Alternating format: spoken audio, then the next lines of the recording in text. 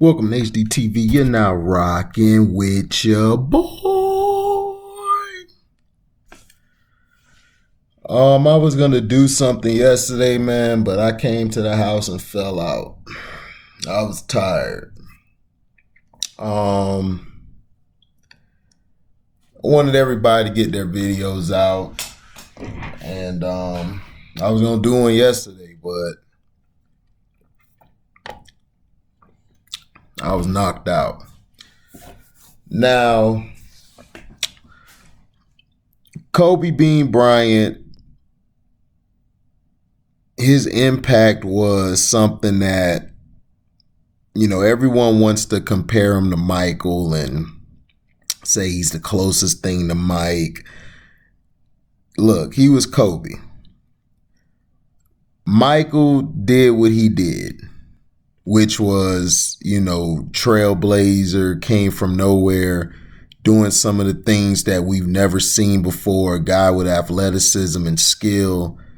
It was amazing. But the thing, Kobe Bryant, we actually grew up with Kobe, and to grow up, not a lot of us seeing Michael in his early part of his career, all of us mainly caught Michael winning the championships. We didn't see him go through his losses, go through his downfalls.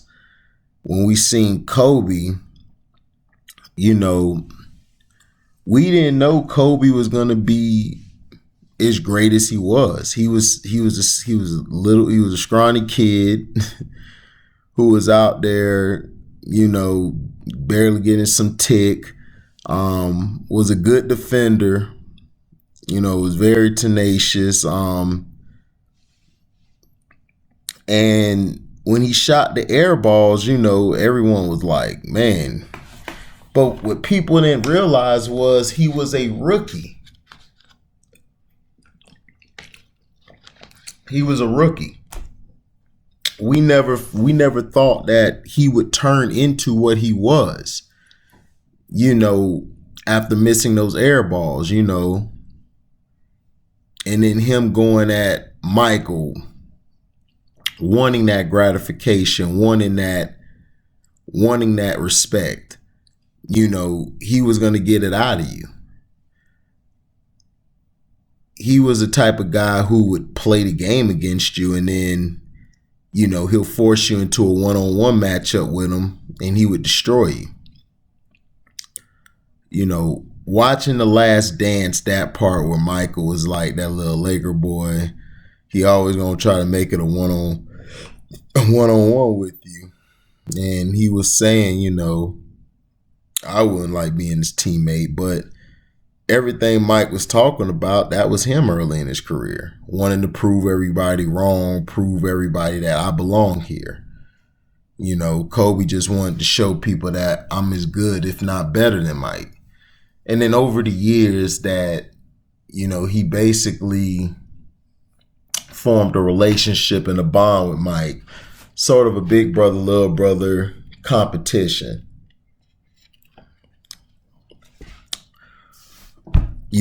Kobe playing, early on. And it's just funny to me how ESPN and then Shaq want to come out and talk about how glorious or fun it was to play with him. But yet you was the one who dogged him out early on in his career. You're the one who made him into what he was, because you basically said he couldn't win without you. And you called him a Penny Hardaway, and you awoke the beast inside of him, which was the Mamba that came out, was just striking everybody. The media likes to be all nice now, but I remember at one point they were destroying him, trying to tear him down to make us forget who he was. And you can't do it. Kobe's career was so polarizing that even if you hated him, or even if you walked in another circle of life, you knew who Kobe Bryant was. Some people know him from the accusations, the cases. Some people know him as a guy who started on the bench and became probably the best or one of the best to ever play the game. Everyone is has different points of views or different things, to say about Kobe. And that accusation, it really shaped him into what he was. It basically made him a lot colder, a lot really more ferocious. And he just took it out on the court. Dave Chappelle said it best. The judge said to Kobe, "Here's the ball, play for your life." And then Kobe was playing for his life. Kobe was dropping buckets after buckets. And this was during the time that it was with him, Shaq, Karl Malone, Gary Payton. See, people talk about the 81 points and the 60 points in 3 quarters, outscoring the Mavericks. Nah. I knew Kobe was for real when I saw him in the finals against the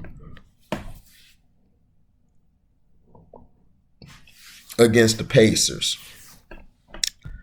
When Shaq fouled out as usual, everybody thought it was over. They thought the Pacers was going to tie this series up. And it was going to be 2-2 going back to LA. Kobe Bryant put on one of the most magnificent virtuosos in the fourth quarter and in overtime that we've ever seen. It was like, oh my gosh, are you kidding me? And the way he was scoring, it was Jordan-esque, or I would say better than Jordan. It was Kobe-esque. Right there, that's what separated Kobe from Michael Jordan. That's what built him up and built his own legacy up to basically say, look, this is me. This is how it's going to go. And he did that. Kobe Bryant was probably the best scorer. I have him probably the best scorer that ever touched the rock. It's out of him and Wilt. Everyone wants to say, well, Michael Jordan scored and, he would get hot and do what he does. But Michael wasn't like this kid. This kid was shooting from damn near half court. He was shooting from the elbows, the elbow three, the corner threes, the mid-range. The mid-range was sick. And then everybody likes to say, well, Michael, man, was way better from the mid-range. No. Kobe Bryant, if you take away his three-point percentage and just go strictly off of his mid-range shot, Kobe damn near was 50% or more. And he took less shot attempts than Michael Jordan.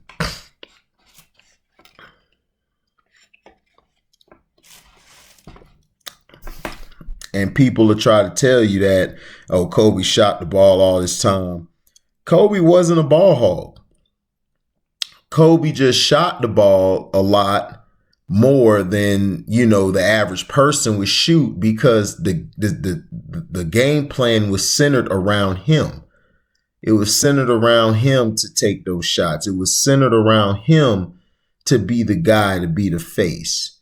And his whole career, he always was being compared to Mike, and he was tired of it because he was saying in one interview, like, everything I do, they just keep comparing me to Mike. And it's like, Kobe didn't want that. You grow sometimes. As a kid, yeah, you want to be like Mike, be better. But then later in his career, it was like, man, I got to be better than Shaq.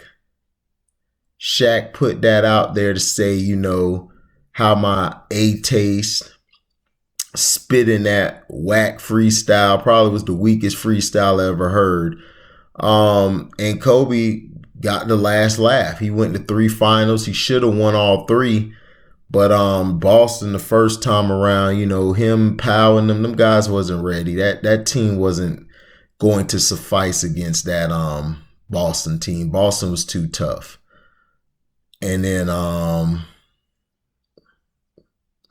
Boston was going to beat them again. But Doc Rivers played his guys, and that's when we realized Doc Rivers was overrated as a coach. He's playing his guys till the end. They were gassed. And they didn't have nothing left. So the Lakers took advantage of that. Kobe was struggling to hit a shot, and that's where everybody talk about he can't shoot because he had a performance. Kobe's index fingers were messed up. Let's just put that out there. He was playing with bone spurs in his ankles from the first time they played the Celtics to the second time. He was hurting.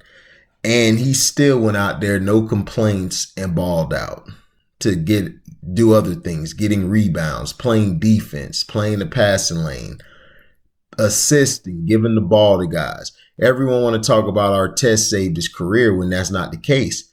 Vucevic, if you remember, got fouled. And Kobe went to him and told him, you got this. He gave that.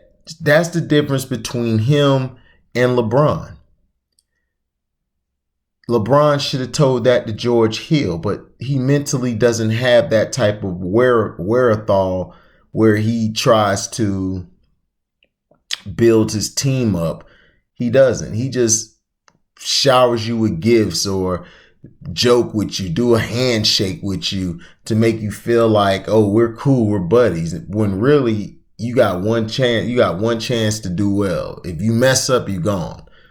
Kobe didn't have that luxury. He didn't have that type of power where he could just bring anybody in. The league was against him. They didn't want him to win. Their golden child was LeBron, and LeBron kept flaming out. So Kobe got his 2 rings. And then they blocked the Chris Paul trade. But Vucevic hit those 2 free throws that put them up by 3, I believe.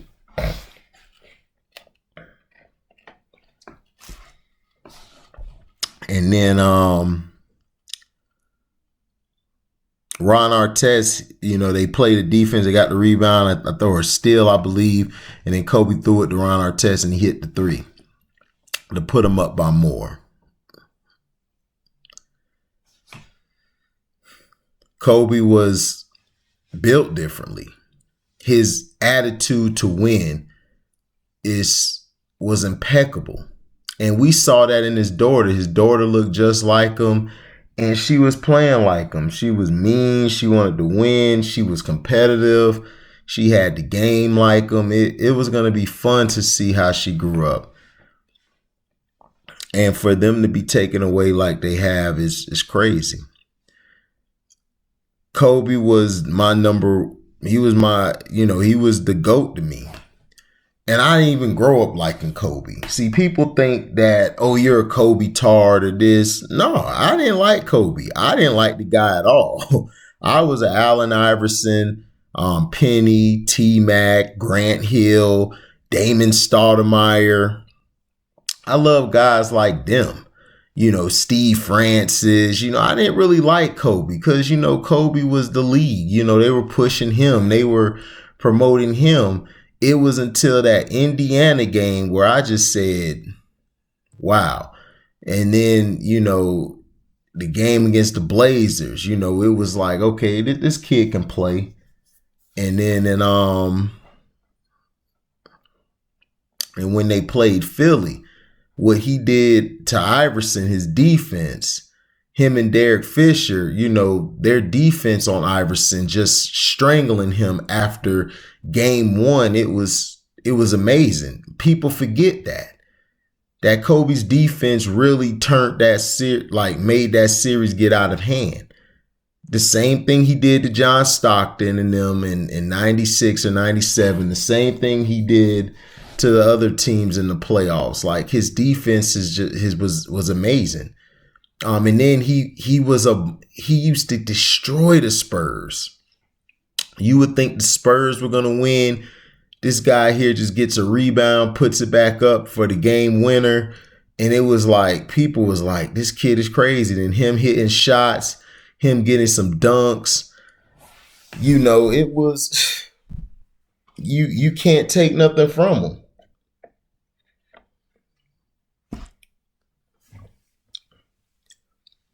And the media did so much to tear this kid down, man. To tear him down. And yet he was off the court. He already surpassed every star, including Jordan, when he retired. This guy won an Oscar. This guy had the Mamba Sports Academy. He had things going. He was finna design his own shoes. He was going to make his own shoe company where he owned everything. He was going to fund the guy who was creating the weather machine. I mean, creating the water from air to help those in need of water. And they tried to sabotage him. That's on the Casino for Life page. You know, on the Patreon. Make sure you guys go there and subscribe to that. And you know, do your thing to it, man. It's a lot of info over there. But the thing is that the stuff that they did to try to hurt this man's career and basically destroy him it was, to me, it was downright despicable, and it was downright just ugly. They should have never done that. You know. But Kobe, we're gonna miss you, man. The things that you did, you know, I celebrate you even after death. Your influence has been so polarizing and so gratifying that there will never be another you. You ended up separating yourself and showing that you're not Michael, that you're Kobe. And the things he did shooting the ball. See, people keep forgetting. Kobe was a way better shooter than Mike. Way better. He could outshoot Mike. Scottie Pippen said this. Pippen said, I love Mike, but that kid Kobe can outshoot Mike. And he could. You know, Jordan fans will probably be mad talking about, man, you got to understand I'm like, look, man, you guys have got to understand there was a game before Michael Jordan and there's a game after.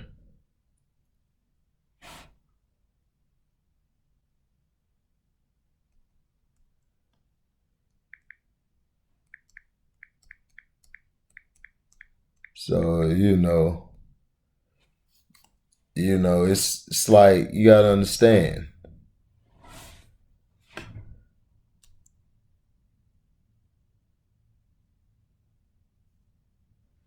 You got to understand. People don't realize what greatness is until it's gone. You guys didn't give him his flowers while he was here. I was giving him his flowers. I told people that was the best player ever. You know, and it was before that. I mean, it was not even the 81-point game that did it for me. It was, you know, his will to lead his team to the playoffs. They, you know, the games where he was up for that accusation and he just went on a string of dropping buckets, dropping points after points. It was something we've never seen before. Like, this dude had 10 straight 50-point games. Michael never did that. He had, I believe, 3 60-point games. Michael never did that. This dude here was scoring at rates where it was like, dog, this is incredible. This is impossible. Like I said, Kobe's the greatest scorer since we seen of Wilt. And not only could he score, he was a defensive guru. The guy was locking guys down. At one point, he was like, wow, this guy here is just amazing. Everyone watched his offense. It's like, dude, his defense was amazing. And the dude went 9 times first team defense and then 12 all team defenses. That's amazing. And then people like to discredit him. Oh, man, even Phil was like Phil was a hater. All right, let's just put that out there. But at the same time, Phil was very critical of Kobe because he just wanted the best out of him. And Kobe proved it. He dropped 60 in his last game, it was like, wow, this kid here, this guy here. Shaq was like, he challenged him to score 50. This mother effer scored 60. Because that's Kobe. Kobe always strived for the best. If he wouldn't have had that Chris Paul trade, Kobe would have won 2 more chips. And the NBA couldn't have that because they needed their golden child to win one. But let me know in the comment section, what was your favorite Kobe moment? Him learning from Hakeem Olajuwon was my favorite moment because he put that into the game. He did that in the game, post, his fadeaway, his mid-range. Man, Kobe was something else. Offensively, Kobe was way ahead of Mike. I know people are going to hate that, but Kobe was a way better offensive player than Mike. Mike, to me, everyone talk about Mike offense. Mike was great on offense, but his defense, to me, which was better. Mike's defense was amazing. It was discipline. Like his defense on guys who used to run through screens and he could get past that. Kobe, to me, was more of a I'm gonna lock you down guy. He could guard the guy who got the ball. And he could guard the guy when they're moving off the ball through screens and everything. Kobe was something else. Kobe, I say, was a A, and Mike was an A+ on defense. Offense, I give Kobe a A+, and I give Mike like a A. So it's what you pick. But to me, Kobe was the better player than Mike, and everyone's like, well, why do you say that with Mike? The reason I put Kobe over Mike is Kobe made the extra pass when it was needed. Not only that, Michael didn't do that until later in his career. That's when Mike learned how to get the ball to his guys more. Kobe was a guy who would give it to his guys early on. Kobe started shooting more shots because of the teams he had. But Kobe, as far as running the offense, to me, he was a lot better than Mike at that. Mike, to me, was the better defensive team defender than Kobe was. Kobe, to me, was more of a one man, I'm going to lock you down, take you out this game. Mike could do the same thing as well. It's just that Mike was more about the team. Like, he knew where his fits was. He knew where to push the guy to, because he went to college. He played under Dean Smith, one of the greatest, or if not the greatest coach of all time. But Kobe's passing is why I put him a notch above Michael. Michael could pass, but not like that. Kobe was making passes where it was like, wow. And then Kobe's handles, like Kobe did not have a problem going left. That was one of Mike's weaknesses, was going left. He could go left, but he wasn't real strong or comfortable. Kobe didn't care. Kobe could go left, right, center, whatever. Kobe was going to do it. And he could shoot you out the gym easily, if he gets hot. And then the thing I love about Kobe is when he lost in 2004 to the Pistons, he took the blame. When he lost to the Suns, he took the blame. And he openly said it. When they lost to the Celtics, he was crying up there. The pain in his eyes to see that this guy wanted to win so bad. And for him to come back, put the work in, push Powell to the next level, showing him the gold medal, telling him, oh, you can be mad, but this is what it takes to win. You have to use that and channel that inner hate, that inner madness, and turn it into something a positive. You got to channel your anger. And he showed how to do that.